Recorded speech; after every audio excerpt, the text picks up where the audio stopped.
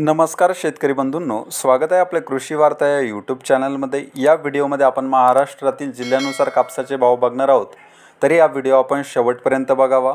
जिल्हा बुलढाणा जात आहे लोकल, आवक आलेली 600 क्विंटलची, किमान दर आहे 6900, कमाल दर आहे 7550, सर्वसाधारण दर आहे 7250 रुपये।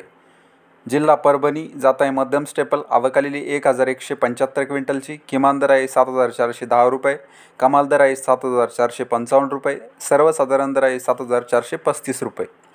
जिल्हा वर्धा जात आहे मध्यम स्टेपल, आवक आलेली 7390 क्विंटलची, किमान दर आहे 6343 रुपये, कमाल दर आहे 7458 रुपये, सर्वसाधारण दर आहे 6755 रुपये।